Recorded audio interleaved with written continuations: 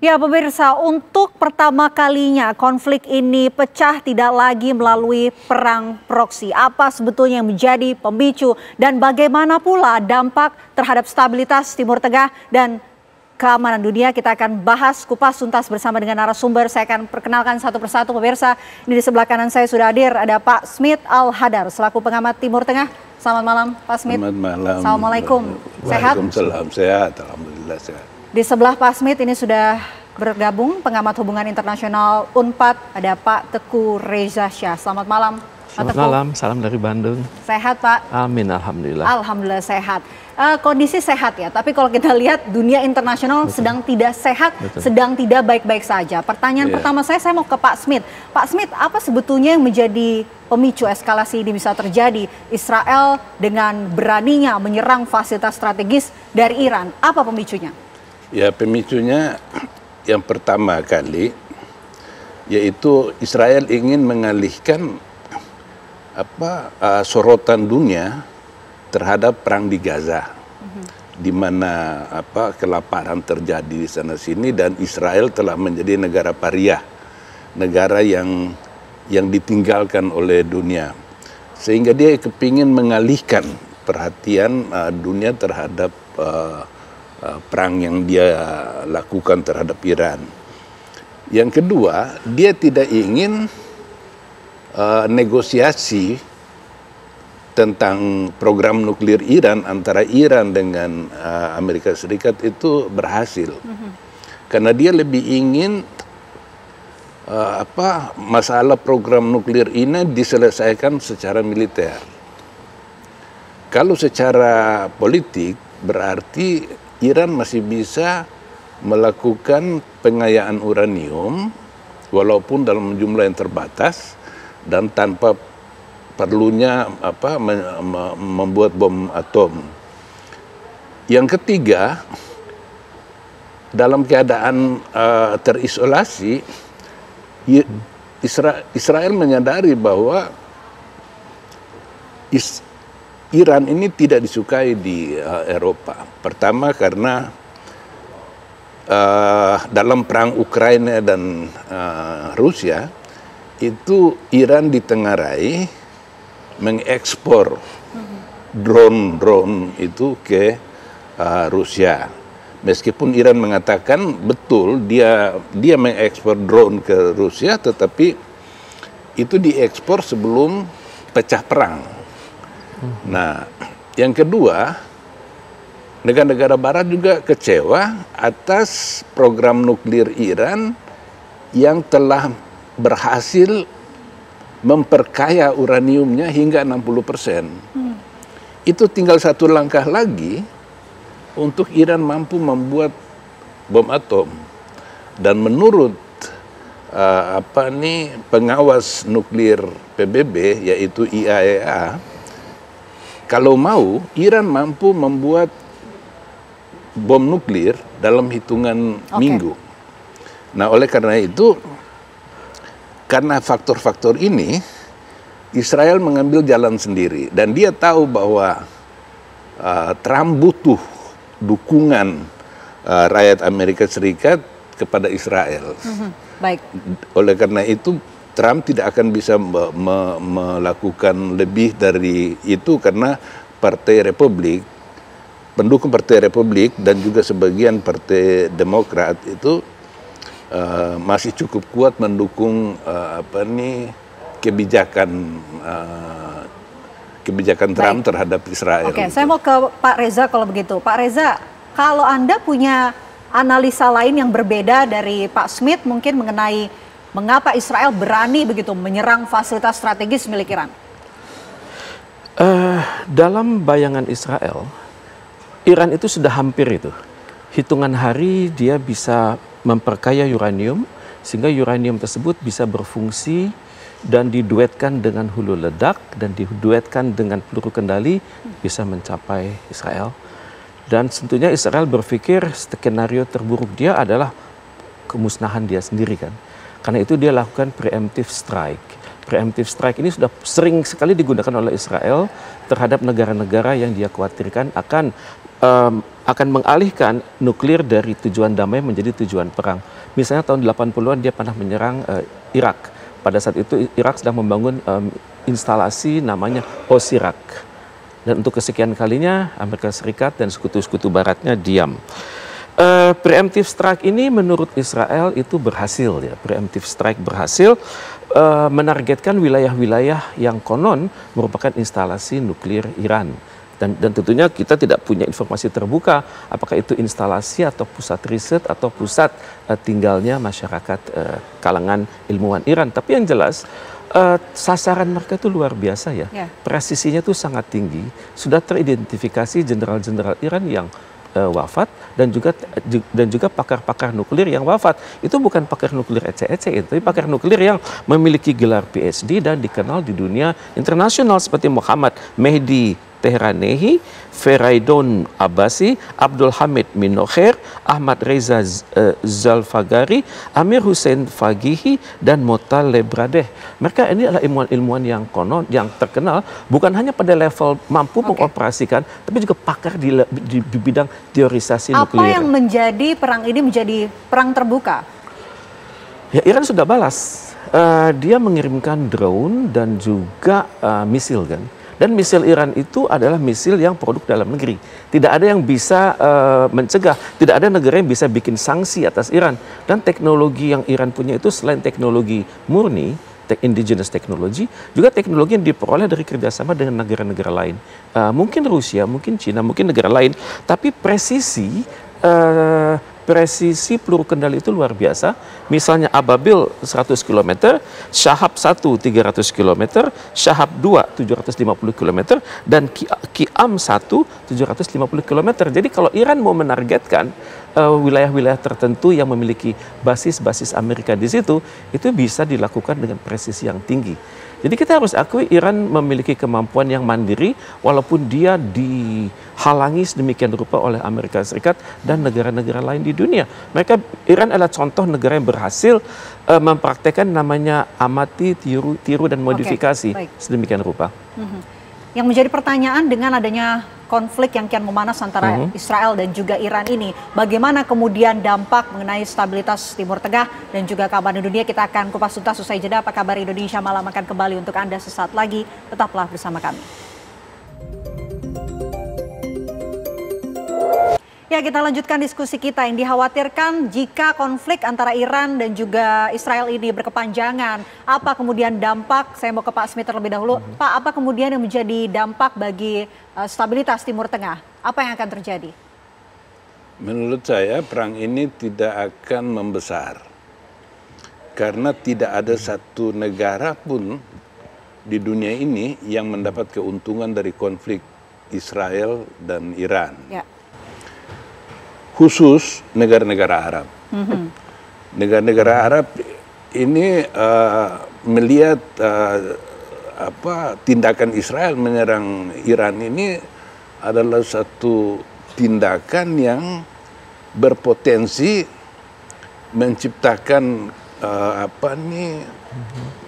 perang yang berkobar dan mengancam stabilitas negara-negara di Timur Tengah. Juga Cina dan Rusia, dua negara besar ini yang merupakan sahabat Iran, juga tidak menghendaki perang ini membesar. Trump sendiri ketika dia menduduki Gedung Putih, dia menyatakan bahwa dia ingin menjadi Presiden Amerika Serikat yang menciptakan perdamaian dunia. Sehingga slogan America First itu didengungkan oleh Trump. Bahwa kepentingan Amerika Serikat adalah segala-galanya. Tapi fakta hari ini menunjukkan bahwa Trump melanggar pernyataannya sendiri. Karena sebelum Israel menyerang Iran, itu Israel sudah menghubungi, Netanyahu sudah menghubungi Trump. Dan Trump mengabulkan permintaan Israel untuk memberi dia rudal Hellfire itu. itu api neraka itu 300 unit diberikan kepada Israel dan Israel menyerang Iran itu. Nah, sepanjang negara-negara Arab ini tidak terlibat dan mereka tidak akan terlibat, maka perang antara Iran dan Israel ini hanya tukar menukar saling menukar rudal balistik Israel dengan. Nah, ada lagi satu poin yang membuat kemungkinan perang ini akan terbatas, yaitu Iran telah menyatakan apabila Israel menghentikan serangannya, maka Iran ikut berhenti menyerang terhadap Israel. Oke, kalau begitu saya mau ke Pak Reza. Pak Reza, ada kekhawatiran dengan adanya konflik ini akan berdampak dengan terjadinya krisis global baru. Kita tidak ingin itu terjadi, tapi mungkinkah itu bisa terjadi? Secara teori mungkin terjadi ya. Di mana kita berhadapan dengan perang teknologi, kemudian juga tingkat presisi yang sangat dahsyat, yang kemungkinan besar presisi tersebut bergeser karena perubahan sinyal di bawah.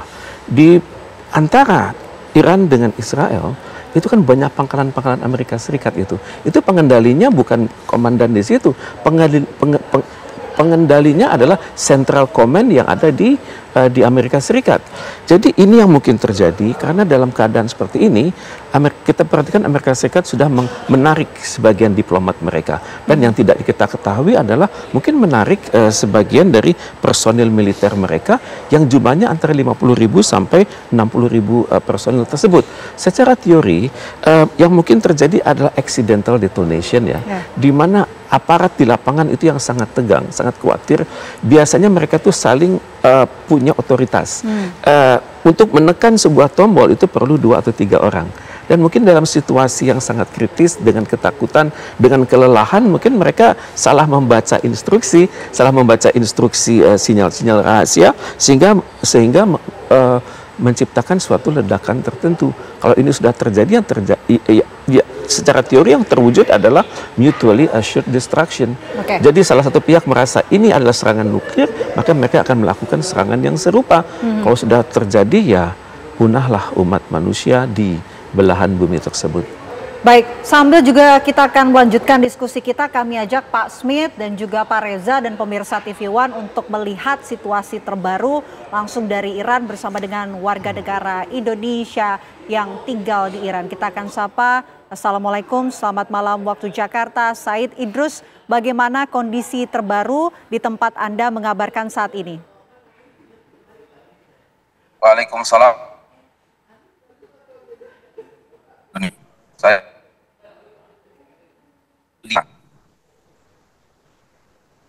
Said Idrus, nampaknya kami tidak bisa mendengar dengan jelas suara Anda. Bisa diulangi bagaimana kondisi terbaru? Apakah Anda sehat? Bisa Anda gambarkan bagaimana suasana di sana saat ini? Oke. Malam waktu Indonesia, saya Idrus Hamid. Saya saat ini berada di Qum, saat ini pukul 17.06 waktu Iran. Keadaan memanas ya, keadaan di Iran di semua kota cukup memanas karena Israel sampai sekarang pun masih tetap menyerang beberapa titik di beberapa kota di Iran. Teheran juga masih mendapatkan serangan, Luristan masih mendapatkan serangan, Shiraz juga masih mendapatkan serangan.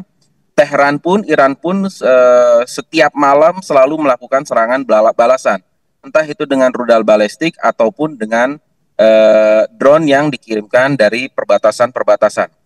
Sehingga keadaan cukup mencekam, keadaan istilahnya cukup memanas, akan tetapi masyarakat di Teheran maupun di Qum masih hidup dengan cukup normal ya. Seperti saya sekarang ini berada di Qum, masih keadaan itu masih cukup normal. Aktivitas masih tetap terjadi, toko-toko masih tetap buka, mall bahkan masih tetap buka, bank masih buka, rumah sakit masih buka. Hanya sekolah saja yang libur, sekolah pun libur karena memang saat ini sudah masuk musim panas, sudah masuk liburan musim panas, sehingga sekolah-sekolah dan juga universitas libur. Di Teheran pun di kawasan-kawasan yang sensitif, masyarakat di tempat-tempat yang lumayan sensitif karena memang sudah dikenal misalkan sebagai ilmuwan para pejabat-pejabat dan juga tempat tinggal para petinggi Iran, kawasan tersebut sudah mulai dikosongi oleh pihak berwajib. Jadi pihak pemerintah Iran sudah mulai mengarahkan masyarakat untuk istilahnya menjauhi dari kawasan-kawasan yang sensitif. Tapi secara keseluruhan masyarakat Teheran pun masih beraktivitas dengan sangat normal. Bahkan sebagian dari mereka mengatakan kalau memang seandainya mereka harus mati, karena kita semua juga nantinya pasti akan mati, maka akan sangat lebih baik kita mati di bawah rudal dari rezim yang zalim seperti Israel. Kalaupun kita tidak mati, maka kita akan terus berjuang sampai kita meneguk cawan kesyahidan untuk melawan rezim yang zalim seperti Zionis Israel. Baik, terima kasih Said Idrus, tetap jaga kesehatan Anda, semoga Anda sehat selalu. Terima kasih atas waktunya di Apa Kabar Indonesia Malam. Assalamualaikum, selamat malam waktu Jakarta. Waalaikumsalam warahmatullahi wabarakatuh. Baik, kita lanjutkan diskusi kita bersama dengan Pak Smith dan juga Pak Reza. Saya mau ke Pak Reza. Tadi Anda sempat menyinggung ya soal negara-negara Arab untuk tidak ikut campur begitu dalam konflik ini. Tapi kalau negara-negara Arab ini tidak ikut campur, dunia ini secara keseluruhan melihat konflik ini seperti apa, Pak Reza? Memang diharapkan, kita semua mengharap situasi damai ya. Kita mengharapkan adanya reduction of tension atau penurunan permusuhan tersebut. Masing-masing pihak barangkali akan mengatakan, udah selesai, saya menang. Pihak yang lain juga akan berkata begitu kan. Tapi sampai kapan ini akan terjadi? Karena tanpa kita ketahui, banyak negara-negara di Timur Tengah itu bermain dua kaki begitu. Bersahabat, berkawan dengan Iran, tapi pada saat yang sama juga berkawan dengan Israel. Kemudian mereka malah membiarkan pangkalan-pangkalan Amerika Serikat berada di wilayah mereka dalam jumlah besar. Dan hal ini kan secara tidak langsung menunjukkan adanya penjajahan terselubung dari Amerika Serikat atas negara-negara kunci di Timur Tengah tersebut, di mana mereka lebih takut kepada Iran yang secara teori namanya itu sesama Ukhuwah Islamiyah, umatan wahidah, umatan wasaton, tapi dalam kenyataannya mereka mengikat perjanjian dengan Israel untuk memusuhi Iran. Jadi ini yang terjadi, yang dalam kenyataannya terjadi juga adu perang opini ya. Misalnya Presiden Israel Netanyahu mengadakan appealing ya, meminta masyarakat di Iran untuk tidak mendengarkan apa kata pemimpin besar mereka, tapi bersama-sama dengan Israel mengalahkan para tokoh-tokoh yang pro nuklir dari Iran. Jadi ini yang saat ini terjadi, dan saya juga bisa mengkhawatirkan kalau hal ini juga terjadi juga di kalangan masyarakat di Timur Tengah tersebut. Kalau mereka merasa kami ini terjajah dua kali, terjajah oleh pemerintah kami juga terjajah oleh pemerintah Amerika Serikat yang ada di sana. Dan ternyata perang ini membuktikan bahwa negara kami berpihak secara tidak langsung kepada Israel. Jadi ada juga kemungkinan konflik dalam negeri di mana masyarakat menentang pemerintah mereka. Karena dalam hal ini yang terjadi adalah clash of civilization antara masyarakat Yahudi dengan masyarakat Islam. Karena walaupun mazhab di Iran adalah Syiah Imamiyah, tapi intinya adalah Islam. Dan inti Islam itu adalah bersaudara dengan saudara-saudara mereka yang Sunni. Jadi ada tantangan besar di kalangan masyarakat Islam di Timur Tengah untuk membangun ukhuwah Islamiyah di satu sisi. Pada saat yang sama juga mereka melihat saudara mereka Iran terzolimi. Apakah Iran mampu membangkitkan semangat ini? Ini merupakan pekerjaan besar bagi Iran. Oke. Pak Smith sepakat dengan apa yang dikatakan oleh Pak Reza? Kembali saya katakan bahwa tidak ada satu negara Arab pun yang berkepentingan terjadinya perang lebih besar antara Iran dengan Israel. Gitu. Dan kita tahu bahwa memang pada tahun 2020 Trump berhasil menormalisasi Israel dengan 4 negara Arab. Dan tahun 2023 beberapa hari sebelum serangan Hamas ke Israel, itu Saudi pun sudah sedang negosiasi dengan Israel untuk menormalisasi hubungan kedua negara. Tapi sejak Israel melakukan ethnic cleansing, genosida, dan kejahatan perang melalui kelaparan sebagai senjata, maka sekarang ini semua negara Arab menarik jarak dengan Israel, karena mereka takut pada publik mereka sendiri. Yang justru bersuara juga ya. Ada survei yang dilakukan di hampir seluruh negara Arab yang 65%nya menyatakan mereka mendukung kalau negara mereka menyerang Israel dengan senjata.